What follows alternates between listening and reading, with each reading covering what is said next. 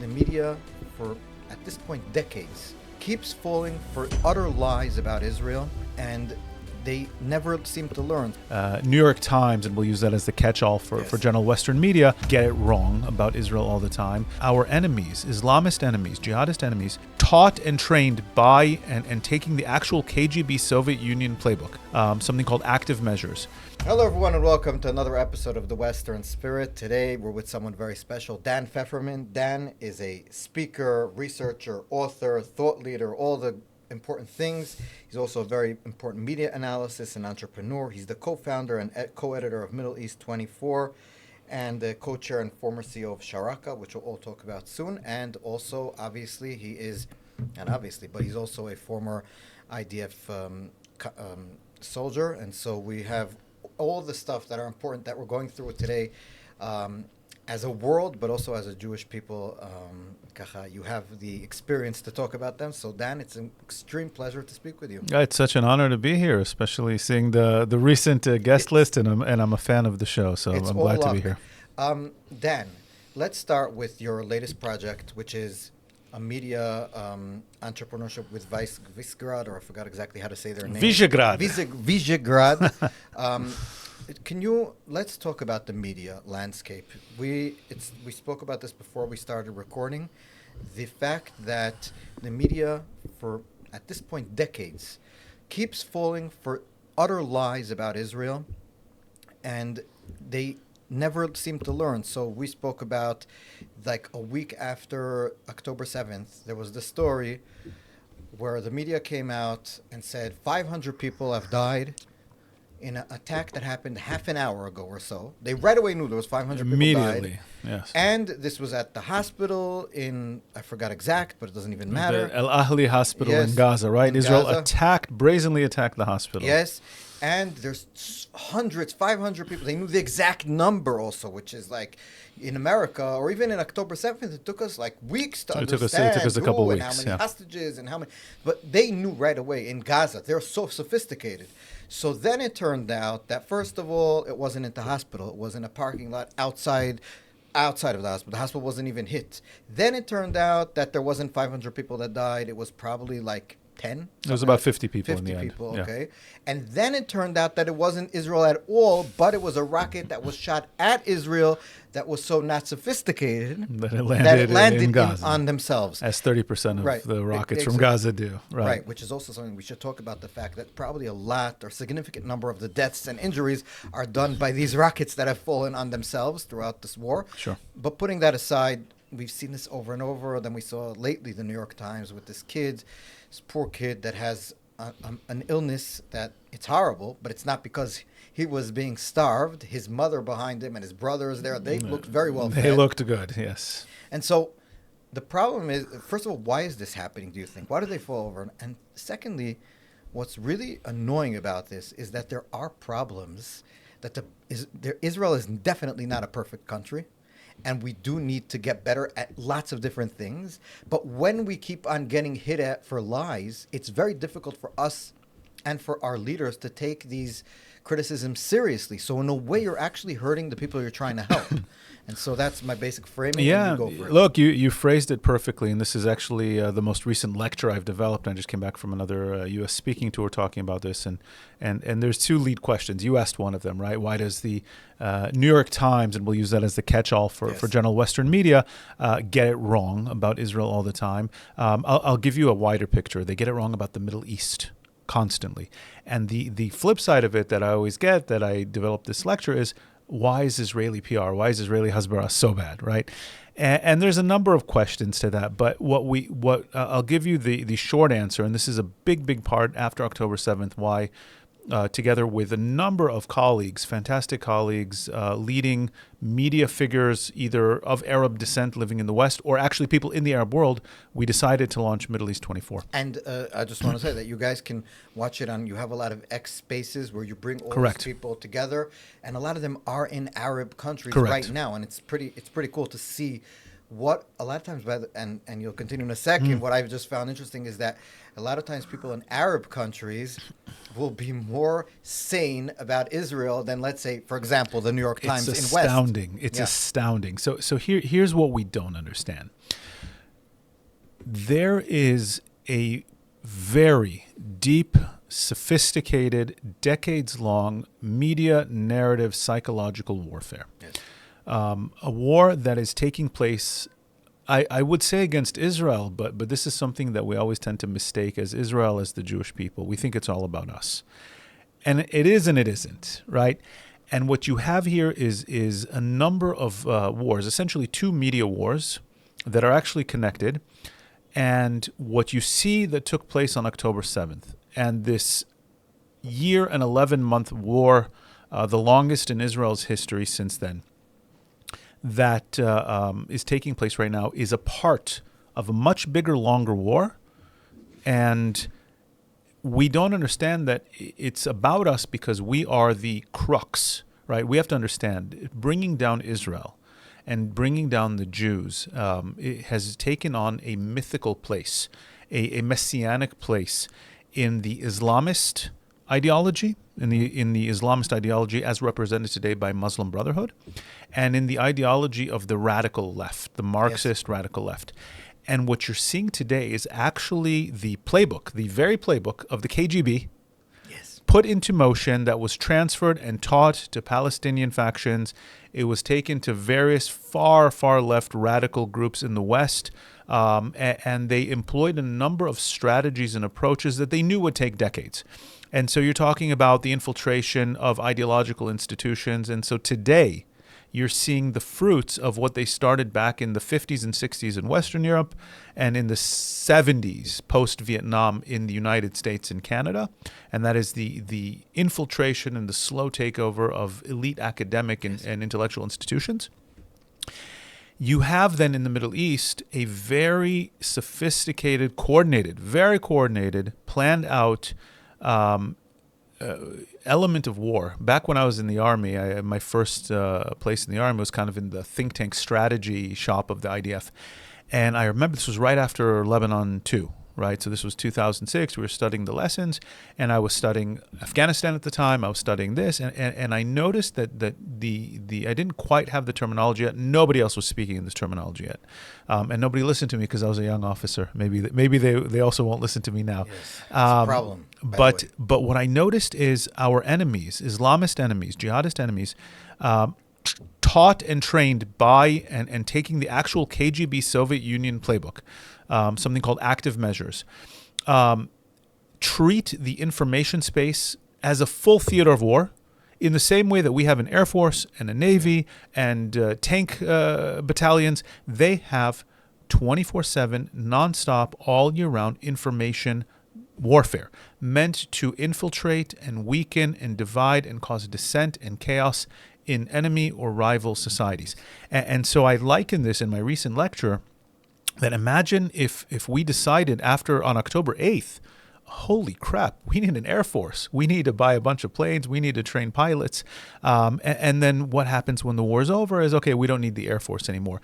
And what we don't realize, and this is the big picture, this is an information war. Yes. It didn't start on October 7th. It's not going to end the day that this specific war ends.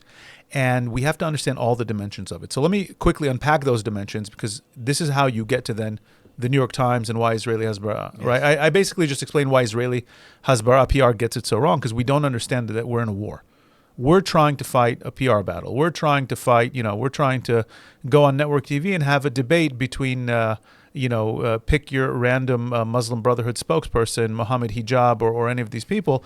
But what we don't understand is that this is just the end stage of a much deeper building that has roots underground. So it starts with the Hamas or Hezbollah or you name it, actual PR operations. And just like they have those who hijack trucks and those who build infrastructure and those who invade Israel on October 7th and are preparing the next invasion and those who plan and those who launch rockets, they also have a PR arm. And one of the other names for that PR arm is called, for example, the Gaza Ministry of Health, Yes. right? That is Hamas. That is Hamas's propaganda arm. They either very quickly, very cynically, you mentioned they knew within a half an hour exactly how many people died, right? There's no actual way they knew it because they prepare all these things ahead of time. So they're ready to go when an actual incident happens on the ground, right? And you said Israel's not perfect. We try our best. I honestly believe we do. I spent 8 years in as an officer in the IDF. We actually do try our best. Mistakes happen. Bad decisions are made. Intelligence is the fog of war, right? Yeah. Two, they create incidents, right? So we know that they cause and instigate chaos at the aid distribution sites, right? They kneecap, literally, not the metal band, but they kneecap Palestinians who dare speak out against them, or et cetera. They execute Palestinians to show force. We know that in the past they jailed or beat or tortured anyone who dared call for democracy or any kind of rule of law in Gaza. Or they actually go to aid sites and shoot and instigate chaos to create the kind of scenes that they need. And if that doesn't happen, and if Israel did make a mistake that they can capitalize on, then they just make up things. And we know this because the Hamas on the ground or Hezbollah in Lebanon or other groups feeds directly into what I'll call, broadly speaking, Al Jazeera. Right, so Al Jazeera is the biggest and most famous of the Qatari Muslim Brotherhood media operations. It is not media. It's not news. It is massive, widespread, massively sophisticated propaganda. And it's not just Al Jazeera. Al Jazeera is the biggest and most famous. There's 20 others. Mm-hmm. Okay, from there, it's connected. Hamas works directly with Al Jazeera. Al Jazeera works directly with Hamas. They're coordinated. They're connected. There's a messaging campaign. The government of Qatar puts out messaging campaigns and editorial lines to all of their different papers. And you then have this whole system of some people who are radical leftists, some people who are Islamists who have infiltrated the different kind of UN or human rights kind of world of organizations. Yes. And through Al Jazeera and through these different UN or human rights organizations of people who are either sympathetic or brainwashed or actively working with Hamas, you have what is essentially a money laundering, an information laundering machine. Yes. That by the time it gets to the New York Times, right?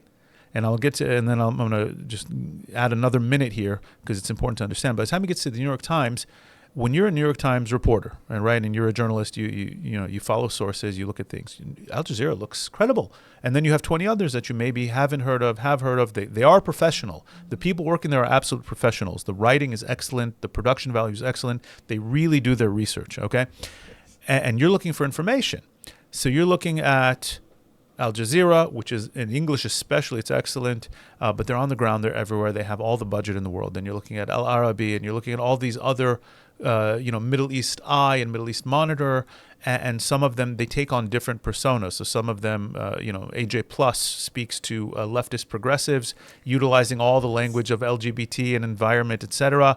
And then it's all funded by Qatar. All funded by Qatar. So Qatar, if you're an LGBTQ plus in Qatar, you're not in Qatar. You're not in Qatar. You're not L. You're not plus. Right. You're not G. You're not any of it. So they are funding. It's like obvious if you look at it that they are funding, for example, this thing just to propagandize specific ideas they want to bring into the Western sort of mindset. They're building different Trojan horses meant for different audiences, utilizing different sets of language. So Middle East Eye, if you read it, it's very intellectual, it's very analytical. They get actually seriously good writers. And even if you look at Al Jazeera, and I talk to former Al Jazeera journalists, 70-80% of what they do is serious journalism. Actual real journalism about real world issues, amazing infographics. They really do their homework. And as long as they're not talking about Israel or Islamists, it's serious top level global journalism. And so why would you suspect something else that they do is not because that they do? So if you're a New York Times reporter or an editor or a CNN or a BBC, etc., you're watching them, you're following them for the last 2-3 decades, you're getting their information stream. And we have to understand, and the Qataris understand this, the Soviet Union understood this, the KGB, they all understand this. Reality is what we perceive to be reality, right? Because you and I and all these people are not on the ground in every single place. So you build this set of information streams to you, and that's what determines how you understand reality. Now, I'm going to just add one last element here, and that is the universities. And now there's a lot of research coming out and a lot of reports about how Qatar basically bought off Western universities. Yeah. So if you are a student now, right, and I'm in my early 40s, which means I graduated from an American university, literally the American university, in the early 2000s, and I studied Middle East studies. I don't know how big the Qatari influence was then, but if you are someone who went to college since then, that means your entire 4 years of worldview shaping on anything connected to foreign relations, Middle East, Israel, etc., was even Jewish studies, by the way, which is like unbelievable. Yeah. And this is something I railed at. I talked to Jewish leaders and funders the last few weeks in the States. Jews love having their names on buildings, but the Qataris are buying the academic chairs and setting the curriculum. So what does it matter if you're in the Rosenberg building for social sciences if the curriculum is entirely anti-Semitic, anti-West, and anti-Israel?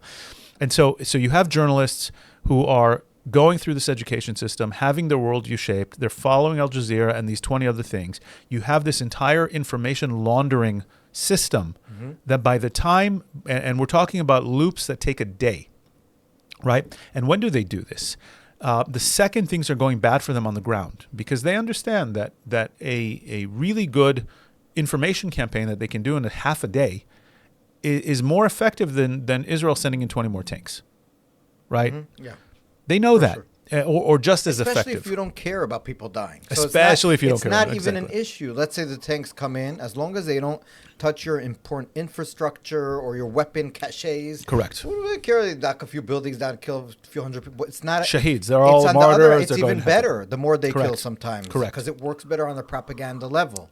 So it's even better. Correct. And so we keep thinking, if we just explain ourselves and we actually apologize for actual mistakes, and if we keep trying harder, and it's very hard to explain nuance. And so what they keep doing, especially when they're losing on the actual battlefield or the diplomatic field, is they'll weaponize it. And so we see this in live. I follow all of these actors, my team of researchers and journalists from all over the Arab world.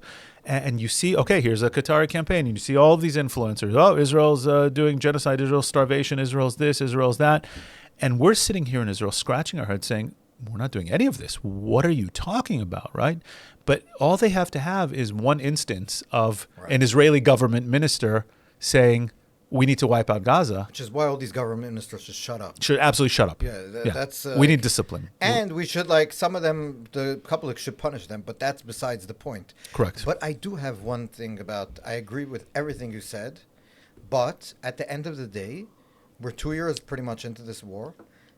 We keep on, I would say, thousands of lies at this point that were propagated into the media, small, big, medium-sized lies. We mentioned two attack. Yeah, that's the strategy. Two of the bigger ones, but they've been all over the place. And you would think that for a serious journalist, or even more, journalism entity, like the New York Times, like the BBC, like the Washington Post, whoever, CNN, MSNBC serious, but CNN, you would think that you would learn. I mean, let's say you make tons of mistakes that only go to one side of the mistake. That's usually my thing. Like, let's say I work at a newspaper, we make mistakes. Sure. Everyone makes mistakes. The problem becomes when all your mistakes are biased to one side. Right. So you would see there would be mistakes like saying the Palestinians just killed 300 innocent people in Beersheba through one rocket attack. And then people will come to you and say, there was no rocket, there was no people, and it wasn't in Beersheba. And you would say, oh my God, I'll make a correction, whatever. None of those, there was literally zero mistakes from the war so far to that direction. All of the mistakes are as how Israel is torturing, killing, maiming, destroying, starving, all the things that you could think about. Because you have an entire information and consciousness narrative ecosystem. But why do they believe it? That's my question. Why do they believe it? Again and again and again. Look, you have a problem in that the kind of people, especially at these institutions, who tend to go into journalism are already primed, right? They're primed. They're what I call well-meaning progressives. I'm not sure they're well-meaning anymore at this point. I'm going to give them the benefit of the doubt, right? I'm going to give them the benefit of the doubt. I think they first of all, they truly do not understand what is a jihadist. They do not understand Muslim Brotherhood. They do not understand Middle East extremists. They really don't. You know, I developed one of the lectures I've been giving the last few years. It's a conceptual framework to understand October 7th and the Abraham Accords, which I call the builders and the destroyers, right? And one of I'll give credit because I kind of was inspired to understand this framework from Dan Shuftan, from Professor Dan Shuftan, and my understanding is of, you know, it goes back to a different question. How could we, the best intelligence force in the world, certainly in the Middle East, let October 7th happen when we had actually all the pieces of the intelligence puzzle at our hand? And the conclusion that I came to is that we are a builder society. The Abraham Accords, by the way, I often frame as a coalition of builders. Something new in the Middle East, by the way. And Hamas is a destroyer. Hamas, Hezbollah, you know, we can go on Iran, the Iranian regime, the Houthis, etc., are destroyer civilizations, societies, and we cannot fundamentally conceptualize, really understand, internalize what is a destroyer. We cannot fathom the concept that we would gladly sacrifice 80% of our buildings, tens of thousands of our people, soldiers, not soldiers, whatever, to cause embarrassment to our enemy. Because that's essentially what they're doing. They're saying we will sacrifice all of Gaza, we will sacrifice as many civilians as we need, and certainly as many fighters as we need to embarrass Israel. It's even more than embarrassing at this point. It's right. literally having not economic, diplomatic repercussions. But today, as we were recording yesterday, the Spanish ambassador was called back to Spain from Israel. By the way, the same day that a Spanish citizen, was murdered by a Palestinian terrorist, and this was their, I guess, present to the Palestinians for murdering their own citizen. But you're right. It's 100%. They don't. There's a problem in the West to understand that there are other societies that think differently than you do. That live in a different way, that have different values, that have different cultures. And if you say that in a lot of these progressive circles, you're a racist. So if you, like, let's say in a progressive setting, to progressive people that want to feel virtuous, to that, listen, the Muslim world in the Arab-speaking countries think differently than we do. They have different value sets. They don't cherish life in a lot of these, I'm saying the entire Arab-speaking world, because you know a lot of people that do in the Abraham Accords. But there are a lot of people in the Arab world, especially in the Palestinian areas, the Egypt. We can speak about different countries and their specific features, but they value life a lot less than we do. They would say to you, you're a racist. And ironically, this is the crazy thing. What they're doing in these Western progressive spaces, it's a form of Western imperialism. It's a form of Western thought supremacism. And they're putting their thoughts on the other people. They're saying, we're not even going to consider the fact that you may think differently and feel differently than we do. You must be moral like we are. Now, you must be the same type of thing that we are. I'll make a distinction on one point you said, and you kind of self-corrected yourself, right? That it's not everyone. It's not just it's not everyone. So within the Muslim world, there's a fascinating rift happening. By the way, you will never see anything about it. You will never see anything about the formation of this, what I call this new Middle East that's taking shape, not in Western media and not in any Middle Eastern media. Al Jazeera, certainly, and all those that dominate, right? And so this is, by the way, why we decided to launch Middle East 24, because the actual new Middle East, this massive civilizational rift, this conflict, and by the way, the only way we can defeat radical Islam is through modern Islam. And I do reject those who say there's no such thing and all Muslims are radical, et cetera, et cetera. There's a real civilizational shift and battle and struggle taking place in the Muslim world today. And in the Middle East. Especially in the Middle East. I spoke exactly, and I would just want to reiterate this because I spoke with Daniel Pipes about this a few days ago. I now spoke with Eamon Dean from... He's brilliant. And a few other people. And every time this comes up, it just boggles the mind. In these I would say, moderate Islamic countries like the UAE, like a few other ones, the thought is that they understand their neighborhood. They understand what the Islamists want to do to them. They understand the danger, and therefore they fight the danger. Correct. When you go to London, And they provide an alternative. yes, That's yeah, important. exactly. But they are also suppressing Correct. the bad alternative, and so when you go to like London, or I'm picking on London just because it's been so obvious, but there's a lot of other ones. You go to the U.S. even, and a lot of I would say progressive states. Let's put it that way. I grew up in New York. You can look at what's happening in New York now with Mamdani and all this, but the thinking is by the Muslim Brotherhood types are flourishing in the West and being beaten down in a lot of In the Middle East.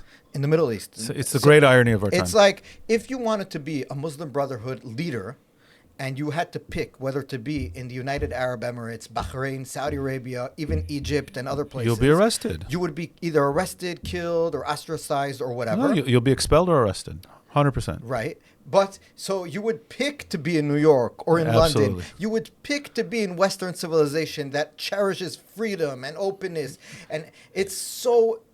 And you Yeah. would be defended by people who are anti-religious, a lot of times anti-Christian, pro-separation of church and state, and pro-LGBTQ. It's like unbelievable. It's really unbelievable. So first of all, the Muslim Brotherhood is extremely organized and sophisticated. Yes. The leaders are hyper educated, and they fully understand. Just like the KGB, right? Again, they learned all this from the KGB.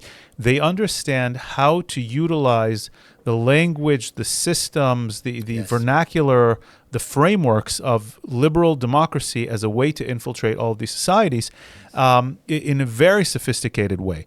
So that's one. So they know exactly what they're doing. They know exactly how to utilize the frameworks.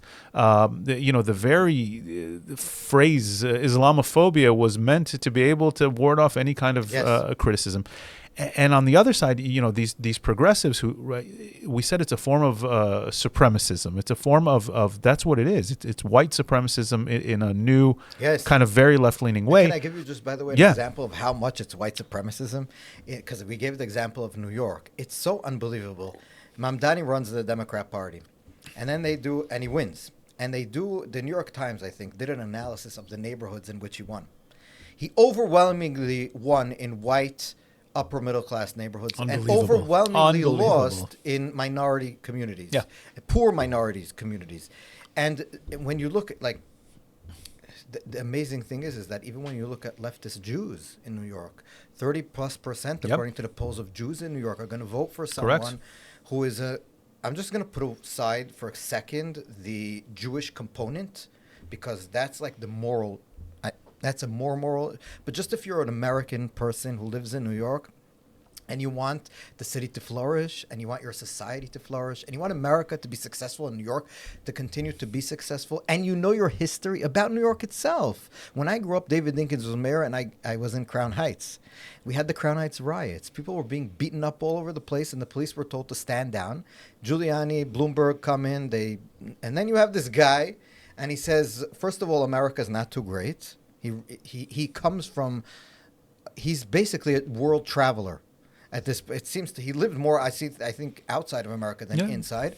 And he's consumed by an ideology from his father of third worldism. Yes. So it's also Islamicism, but it's also that the third world is so much better, and any problems in the third world is caused by the U.S., and therefore the U.S. needs to pay its the dues. agent of Western imperialism, right? And this is classic, by the way, how the KGB Exactly. and Islamists It understood how to underscores your infiltrate point. society. Exactly. Yeah, 100%.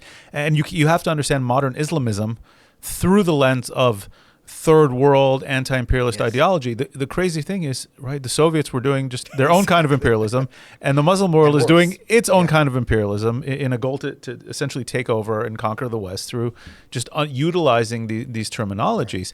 There's a great book I'm reading, Dominion, by the author Tom Holland, and the book itself, but then a series of lectures he gives afterwards, he says even today modern hyper progressive activism and communism, all these are just new secular forms of Christian supremacism and yeah. Christian imperialism, and that's how we have to understand what the white. So they look at in their views, kind of like the noble savage, right, that can do no wrong, and people of color who are oppressed, etc. And they're all brainwashed by these decades of Marxist and then Islamist and third world ideologies that have been massively successful because, Western societies don't think they have to inoculate themselves from these kinds of infiltrations, and they're slow and they're deliberate and they have patience. Yes. And democracies have no patience because Correct. politicians want to get Correct. elected, and the presidents in America have term limits, so you just Correct. want to get those 8 years in or 4 years or whatever, and you don't have that patience that the Iranians used to say we have a lot of patience, but now maybe they don't. So, but usually they have a lot of years as a civilization. They do, and some you mentioned the Iranians and Hamas, right? The ceasefire thing. A ceasefire for them is only to rearm. Right. Until they get stronger, they think Correct. they could win, then the ceasefire will be broken. Right. And this is something the West fundamentally doesn't understand. Hamas does not want a ceasefire. Right. And so they'll go and chant ceasefire when they're losing. Exactly. And then they'll continue the war when they're winning. Right. Exactly. And I would just say, just to finish this segment off, is that just think about how dumb the argument has to be that you're saying the third world is the best, and yet everyone in the third world wants to come to the West. And you're saying that the Western openness and this is so bad. It's the terminology of the Islamists is kafir, and they have to be destroyed. Right. And yet they're Decadent. they all want to be there. Right. They don't really want to be in Afghanistan or in Syria. Sure, of course they not. want to be in the West where they get subsidized to be crazy. It's the new thing. I would just also want to say that we've had in the past year and a half, 2 years, especially seen, I would say in the last 6 months especially, the rise of the anti-Semitism, anti-Israel rising on the right, the mainstream right. You always had the neo-Nazis Right. and all this, but we spoke until now about the left, the Islamists. We've seen, and I remember in the beginning of the war, the coalition of the Islamists and the Queers for Palestine. We call it the Red-Green Alliance. The red-green, but now you have the I don't know what color they Red, would green, be. brown. Red, green, brown, whatever it is. Like the brown shirts. Exactly. Yeah. And so you see, but they're not like officially neo-Nazis. They're not part of they're not David Dukes who call themselves KKK. No, they're trying to mainstream it. Right. They are mainstreaming it. Yeah. On X 100%. and all these other places, you'll see.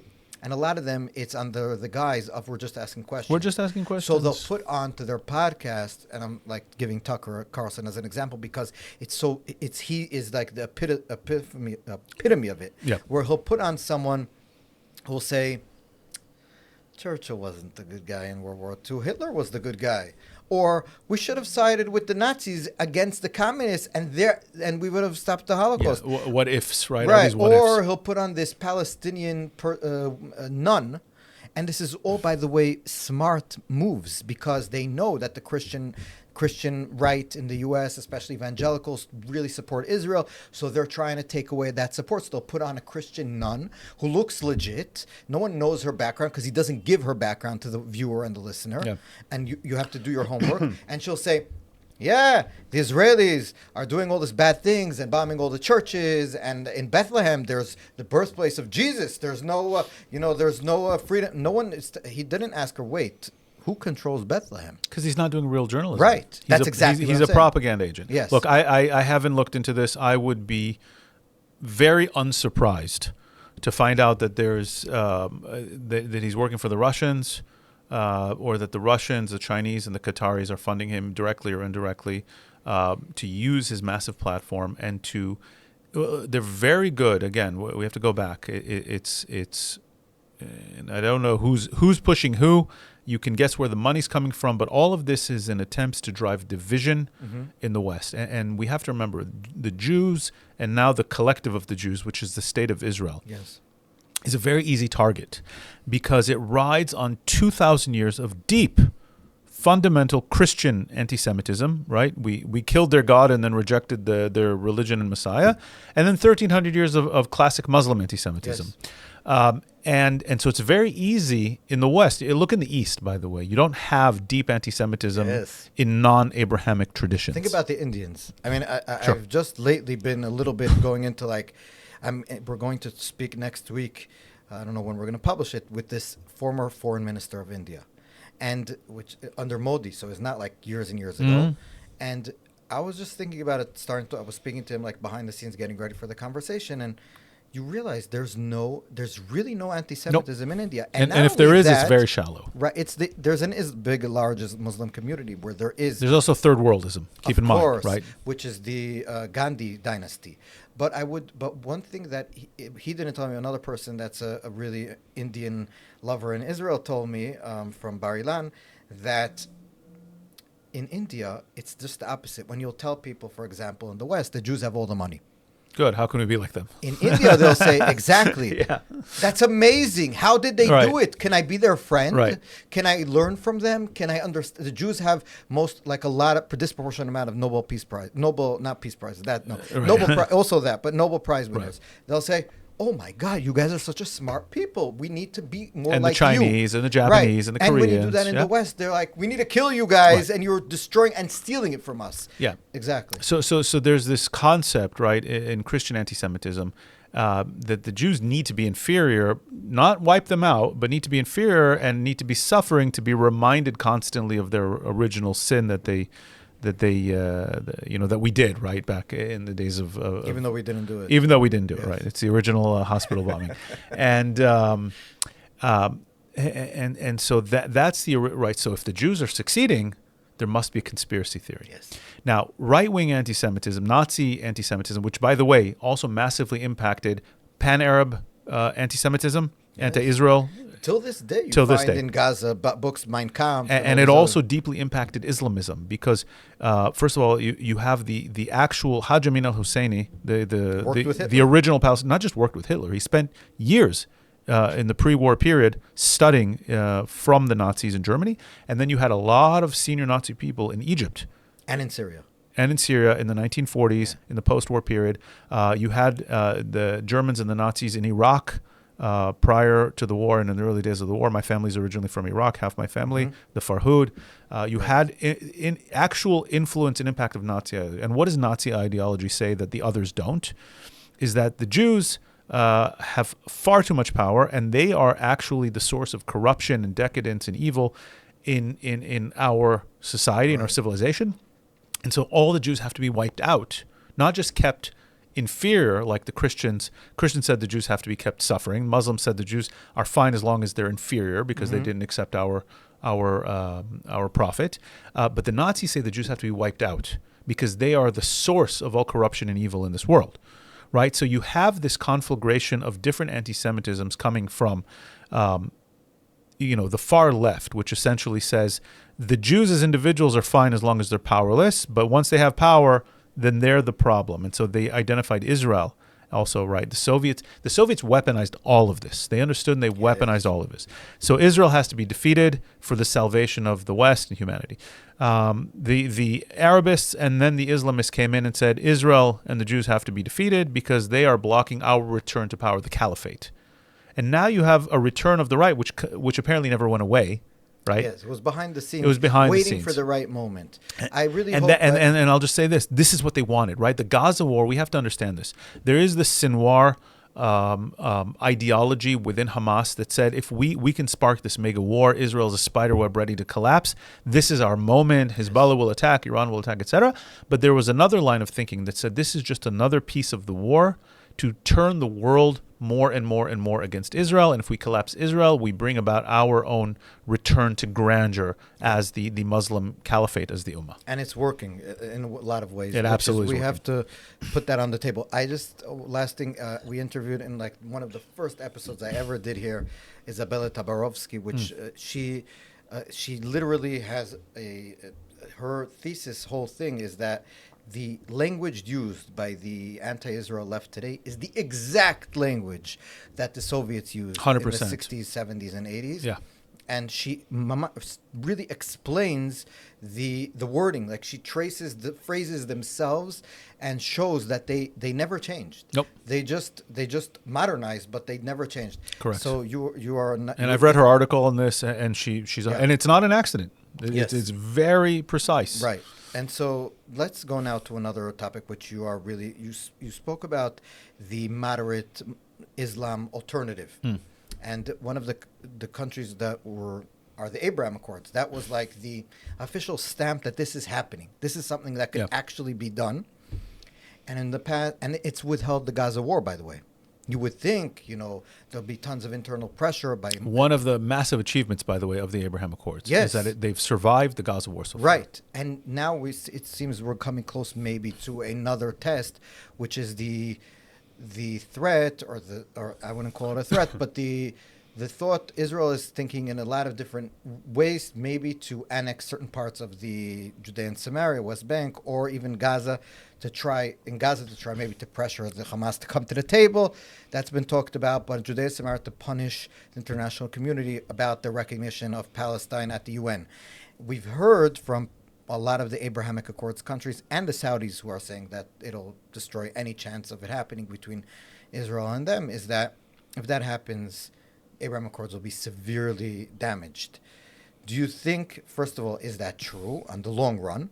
But secondly, if it is true, should that be a really reason not to do it? I mean, we should first focus on what's right in terms of the immediate security situation. Or how do you look at it? Yeah, I just published, by the way, on Middle East 24, an article exactly on this, and I call it "The UAE Enters Israel's Five-Dimensional Chess Match," right? Or the UAE's entrance makes it a five-dimensional chess match. Look, you have a number of elements here. One, Israel's stuck in Gaza because Hamas refuses to surrender, Right. and Hamas, as we said earlier, knows how to play this PR aspect to shift the balance of power here every time it gets stuck militarily or physically or financially. Exactly. So Israel doesn't really know what to do, and it's been looking for levers of pressure and power on Hamas in order to bring about this, not just a ceasefire, but a actual victory in which Hamas has to accept defeat. And by the way, this is absolutely critical from a civilizational perspective. And here, this is something a lot of Israelis don't seem to understand. Yes. And this is something that the West definitely doesn't understand. The Arabs, by the way, totally get this. They just won't admit it. Hamas has to be officially defeated. It has to admit defeat. Otherwise, they're going to rebuild, and we're going to be back to October 7th in 2, 3, 5 years. Or a smaller October 7th. They're going to keep trying the second they can, because they know that how it's going to play out, and they think ahead of us. Yeah.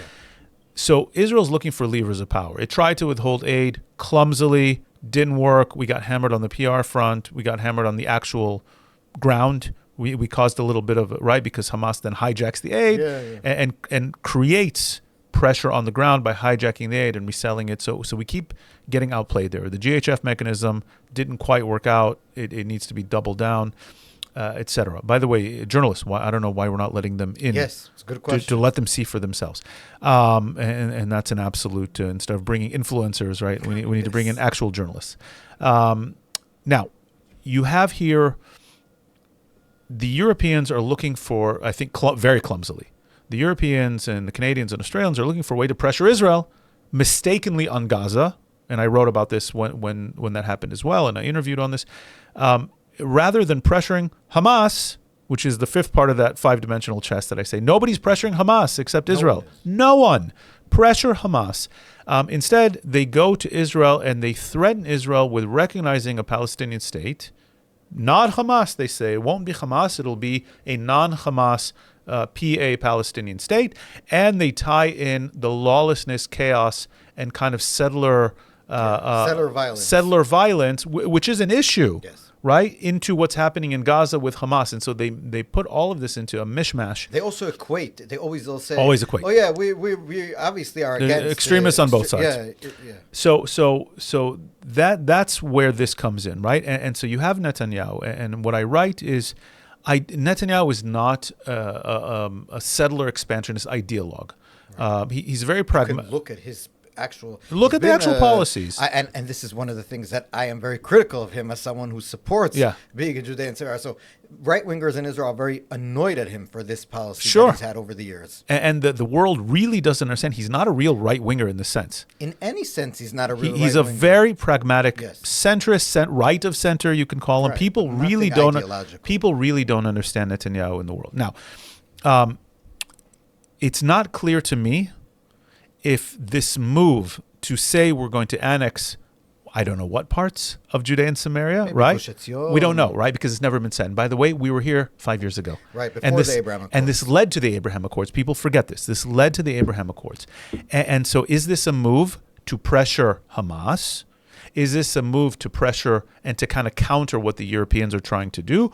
Or is this an actual ideological move pushed by the pro-settlement element of the Israeli government? I don't know. But also there's rumors that Rubio is coming, Secretary of State Correct. Rubio, and that maybe the Americans are even telling the Europeans behind the scenes that you better not do this because we will support annexation. Right. So now let's add the other element of this chess match, right? The UAE, backed by the Saudis, come in and say very clearly, and I think this was a bit of a surprise for everyone, if you do this, and by the way, they said it 5 years ago in much nicer We won't language, sign then. it's going to very much harm the chances of the actual Abraham Accords and of future.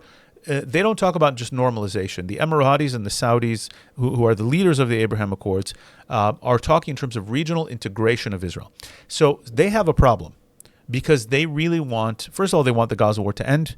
They do want to see Hamas defeated because it's a threat to them as much as a threat to us, and they get that. They want, I'll call it the monkey, right? The elephant in the room of the Israeli-Palestinian conflict out. This was part of the Abraham Accords. The Abraham Accords was very much an elegant and strategic way to gradually remove the distraction and the radicalization effect of the Israeli-Palestinian conflict from regional affairs, because the Emiratis and the Saudis and everyone understands full well that the Iranians who have taken over the mantle of radical Islam in the region, and all of their different proxies, and the Qataris and through Al Jazeera, etc., use the Palestinian issue cynically to radicalize and distract in the West and in the Middle East. Yes. And so they need to get rid of this issue. Now, I'll say this between you and me and all of your thousands of viewers here, right? I don't think they care what a solution to this looks like, okay? Is it 95% of Judea and Samaria? Is it 90%? Is it 70%? They need it to end in a way that the Palestinian, not Hamas, agree that it's over, and that Israel agrees that it's over, and we can move on and put this conflict behind us. I think they're also very realistic, and they understand that Hamas, absolutely, and they actually just said this a couple weeks ago. Cannot stay in power. Cannot stay in power. Or leave its weapons, right? Right. Like Hezbollah type of thing where they're Which not is what the Hamas government. wants. Right. Which is what Hamas wants. They're basically saying we're willing to relinquish the government, but we're not willing to relinquish our weapons. Which means power. So we'll have a puppet government that will be someone else, and then we will be like killing everyone in the streets and we will be ready for our next attack. They want, and they've wanted this for a long time. They've said it many times. Hamas has said we're willing to relinquish governance, right? Because who wants to deal with trash collection and education and taxes, etc. Let us be a terrorist organization, and they want the Hezbollah model. That's exactly what they want. And the Arabs are finally saying, okay, khalas, enough of this. Right. So, but they need this war to end. But wait, can I ask you? Let's say the war doesn't end, or it does end with the next week, or I forgot when exactly. We're having the UN Assembly where a number of European countries, including also Australia and Canada, will formally recognize the non-existent state of Palestine. Right. Which is just a weird Which, by the way, like 100 countries have done this already. Yes, but it means nothing. It means nothing, and it's a very weird concept. It is. Where you're going and you're just recognizing something that on the ground doesn't exist. So here's my understanding of this. and this is where Israeli statesmanship on this issue, diplomacy, strategy, gets it all wrong. Okay. Mm-hmm. First of all, I think we need to be thinking in big vision and incremental implementation, and we don't. right? We don't have this long term. By the way, the Iranians are masters at this. Yes. Everyone in this region seems to be masters at it, except They for us. have the time. Because they have the time and they don't have elections. And they don't have elections. We keep thinking in, oh, you have an agreement, you do this. We have a statement, right? You have to think in much more big vision, and then incrementally, how do you build up to it? So first of all, with the Europeans recognizing a Palestinian state, we have to maximize what they said and what they didn't say, glass half empty, glass full. First of all, there is a cementing in international recognition and law of the legitimacy of the state of Israel. And we keep glossing over that because just because they don't recognize our claims, as righteous as they may be, to Judea and Samaria, Or Jerusalem. Why aren't we leveraging that? So we need to leverage it. First of all, most of the world, certainly right now the civilized world and an increasing number of the Arab world, is saying Israel, within more or less 1967 borders, is a recognized, legitimate state that we have relations with, and it's here to stay. That's a victory, right? At a time when you have enemies who are trying to erode even 1948, and even going back, right? We talked about their takeover of universities and pseudo-intelligentsia. They're trying to erode the fact that Jews are even, I see this all the time now, Jews aren't even, did you know we're not even indigenous to here? Yes. Some of us, We're right? not even Jews. We're not even Jews. We're European converts, right? Even though my wife is Iraqi and Persian. As am I, right? Yes, and so very weird. Very weird. But this is where they are. So Or the white aspect of it, where Right. you have Ethiopians, Jews here in the streets, and they're subjugated by the Ashkenazim. You didn't know they that? are. Yeah. But also most of Israelis now are not even of European descent. They're at also this point. subjugated by the Ashkenazim, and So- they can stay here as a subjugated minority under the righteous Right. So we're Muslim gonna- rule. So it all depends who's going to be the subjugator. Now we have a problem here. First of all, what is the Israeli goal and strategy as far as Judea and Samaria? We don't know because the Israeli public has never actually decided and voted on it. You have you have different elements in government. I wouldn't even say pro-settlement because what does that mean? Does it mean the Gushim? Does it mean the blocks? Does it mean kind of a Bennett style, we'll keep area C, but areas A and B can have Palestinian autonomy? Does it mean full sovereignty and a one-state solution, which I think would be absolutely disastrous? David Friedman's type of thing. Right. What do we want? And then we need to be building international and regional coalitions over a long period of time behind closed doors towards a vision that we set forth that makes sense. I can tell you this. If the goal is the complete Israeli takeover and expulsion or subjugation of the Palestinians, the Arabs won't have it. They won't have it. The world won't have it. Most of the world won't have it. Definitely the Arabs won't have it. And that will put into jeopardy the Abraham Accords. And that's something we have to understand. What about like annexing, just let's say, I was just thinking about, I think Netanyahu understands that annexing everything, and it's not even, it could be either subjugating or it could be giving equal rights. And that would be the end of the Jewish state project. Right, exactly. But just because demographically. Absolutely. But let's say you said we'll annex Gush Etzion. Okay. You decided to recognize Palestine. We need to do something. We're going to annex Gush Etzion. There's not really a lot of Arabs. There's none. There's almost none.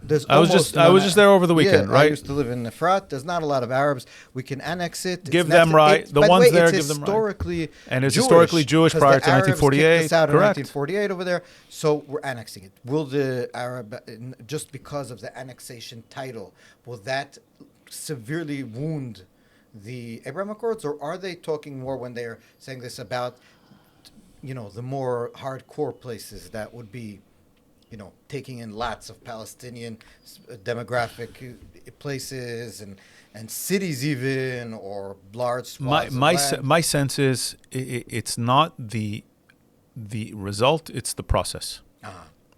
It's the terminology. Are we doing this for public theater, for domestic consumption?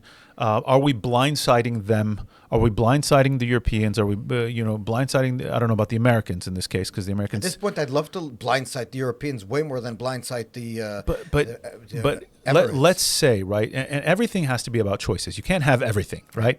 We're not a global superpower. We're a regional superpower. We're not a global superpower. So you have to make choices.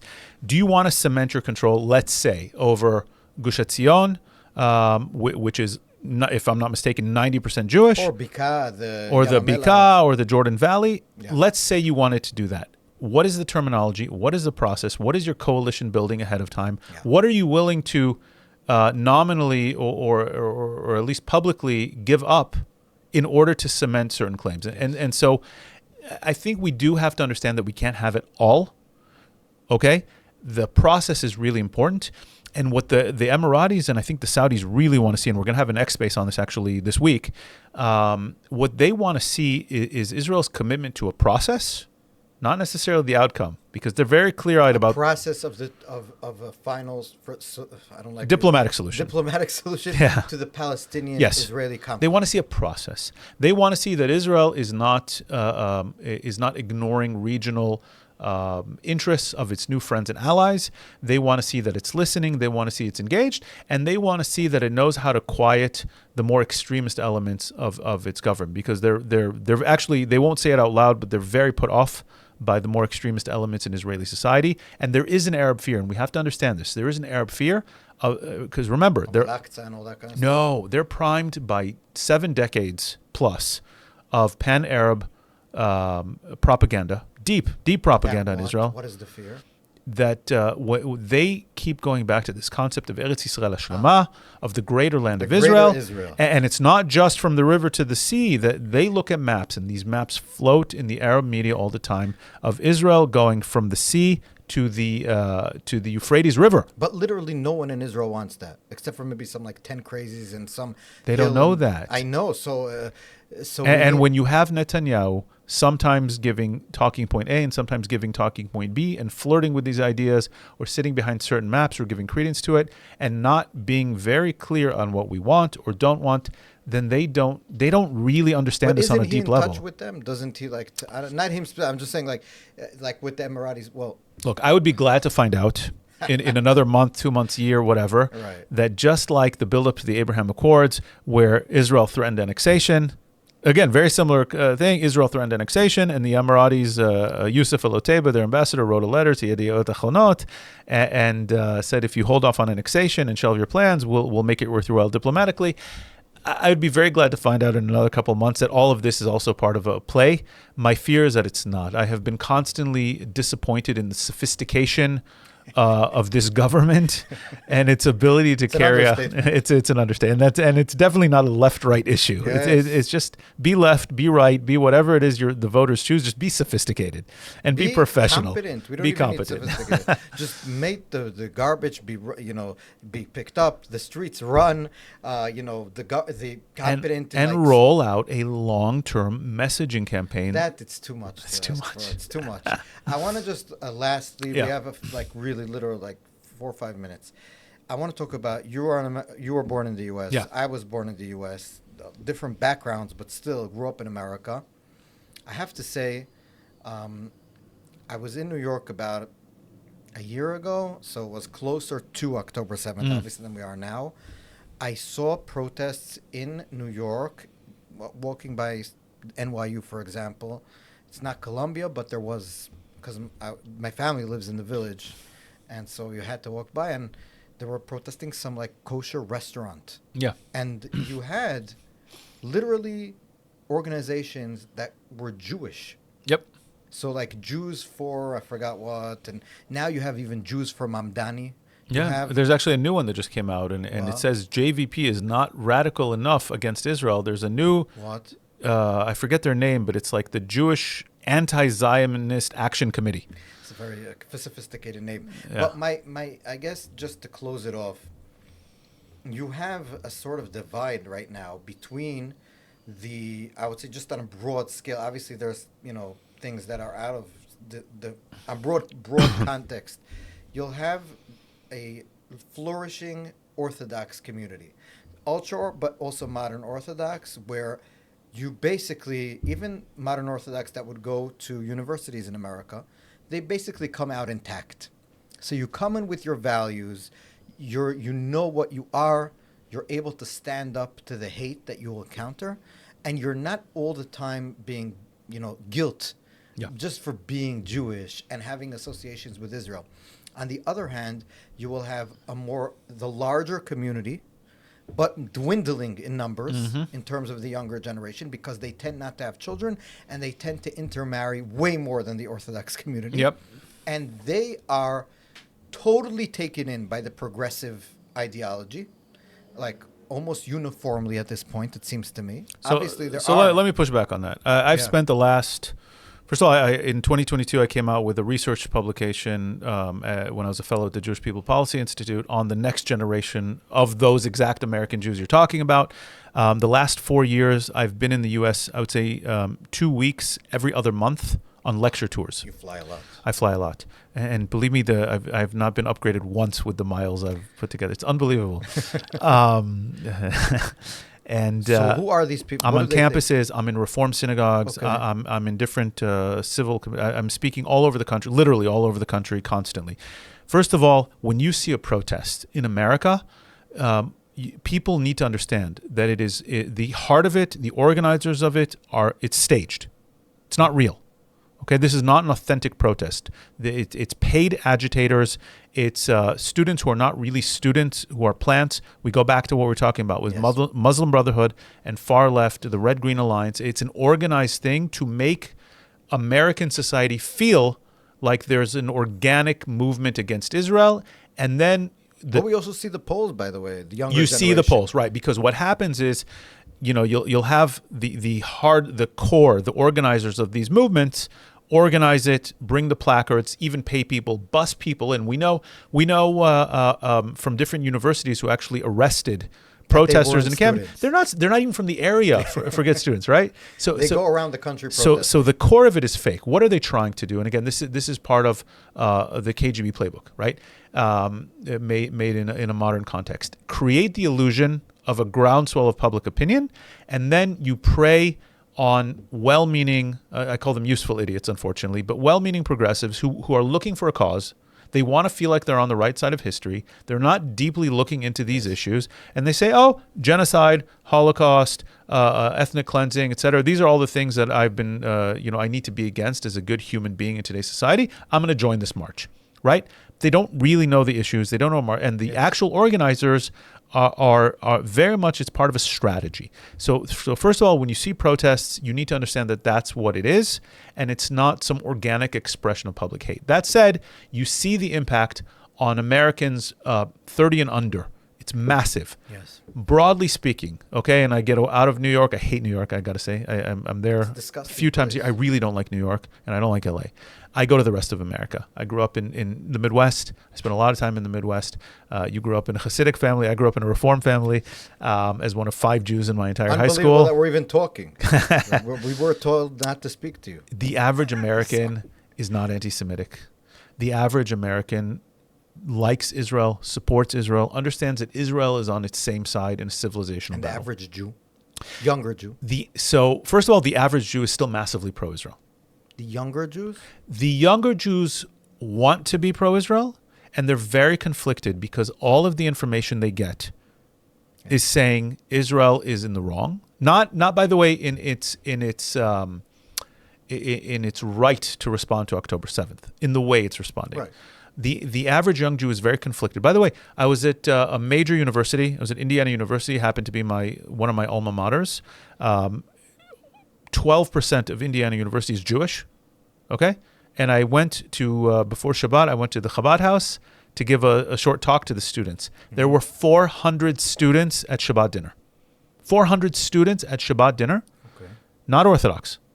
400 non-Orthodox Jewish students, all coming to be Jewish. The rabbi said since October 7th, and I talked to a number of students afterwards. I gave a short talk to encourage them about what they're going to encounter and how to face, the threats that they're going to face and the Right. accusations they face. And they since October 7th, the majority of students, and Indiana is a very classic kind of Midwest big campus, they're proud to be Jews. They're proud to be Zionists. They are standing up and they're showing up to Jewish spaces, and they're not ceding the ground. And so the anti-Israel students are a minority.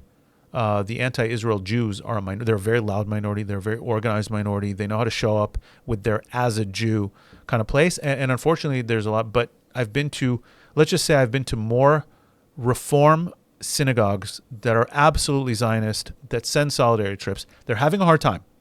The leadership is committed. The leadership is pro-Israel. They're critical of the government. And every time, and again, I'm not saying Israel needs to change its politics because of diaspora Jews, but we need to understand that when you hear comments from the more extremist elements in our society that can sound actually genocidal, Yes. that are very aggressive as far as what happens in Judea and Samaria, And also the fact and that they're dismissive of them, anti-reform Jews and anti-reform Jews and anti-pluralist Jews, Yeah. it really does push them away. And I'm not saying Israel needs to change its entire direction and policy and strategy but the majority of reform and I'll call them non-Orthodox liberal Jews, which is 80% of American Jewry, are pro-Israel in theory. They really don't know a lot. The leadership does. The lay people do not. And they're bombarded with propaganda Yes. day and night, and we need to be a little more sympathetic to their lack of understanding and their criticism. I'm very sympathetic. I would just say, to close off, one thing that I do think that a lot of, especially the leadership of the reform community, and we had on our podcast Rabbi, every time I forget his name, Rick Jacobs, Yep. was the leader of Reform Judaism in North America. And so all of these synagogues and organizations and congregations come under his umbrella. And my sense is that they're very uncomfortable if there's one or two people in a synagogue, a congregation of 500 people, who will come there and start screaming against Israel. A lot of the leaders and rabbis and whoever will be like, why get into it? I can't fight with these two people. They're just going to make whole trouble. I'm just going to stay off the topic of Israel. That's not my experience. Is that his Maybe, experience? But that's what I felt. It seemed, because he was like, maybe not. I don't know. It could be. I know before October 7th, I heard this from a few people in the Reform community, that there was a tendency not to bring up Israel in the synagogue on Shabbat, in the rabbis' lectures, because in some places. it was In some places. Right. So because it was controversial, so they decided staying off the topic. After October 7th, I feel probably it's coming back now because of as we go away from October 7th, the effect of October 7th itself dwindles, and what's left is all these lies that we talked about in the beginning, and the uncomfortable. You said the younger generation's uncomfortable with Israel. If I have one suggestion, if anyone from the Israeli government or anyone connected to the Israeli government is listening, okay, Dermer, Netanyahu, any of these people, I don't know who listened to your show, right? Netanyahu himself needs to be doing a weekly international press conference, and there needs to be a government-appointed spokesperson in English doing a daily press conference, repeating what are the aims, what are the achievements, what are the lies, Yes, I agree. over and over and over again, because the goals, the aims, the logic, the strategies, successes, the lies of the other side are not being articulated to the world, and the world is left up to guessing. I'm a number of people who do this voluntarily. I'm interviewing as much as possible on international TV, trying to figure out what are the government's goals and not goals, and where. It's very hard to figure out. It's very hard, and they need to articulate it. Yes, and I will just add, I just today interviewed Bill Ackman for the newspaper that I work with, and this was his first thing we spoke. We spoke about business, we spoke about other things. He is so frustrated with he says, I'm doing everything I can. I'm on X with an extremely large following. And he said, like, for example, during the whole starvation issue, I didn't know the facts. I wanted to help Israel. I wanted to defend it. I knew that it had to be not true in a lot of ways, but they didn't, there was no real info being brought out. And he said, this is a problem that keeps on coming up, and there's no end in sight. And from your, from your mouth to God's ears, and from his mouth to God's ears, he's going to be meeting this week with everyone high up in Israel. So I assume he said he will bring it up. This is one of the things that he will bring up besides business and investment in Israel. Because this is important. You won't be able to invest in Israel if you become a pariah Absolutely. state. And so you need to get this better, because if not, it has real ramifications, and our enemies are working. And that's their goal. Yes. Dan Feferman. Such a pleasure. Such a pleasure to speak with you. You're doing an important work on all these fronts. So the three main things we spoke about: the media and the lies and the narratives that are lies. We spoke about the Arab world and how to get them closer to us, and we spoke about American Jews, which they're our brothers and sisters. Absolutely. Thank you so much for doing everything you do. Thanks for having me.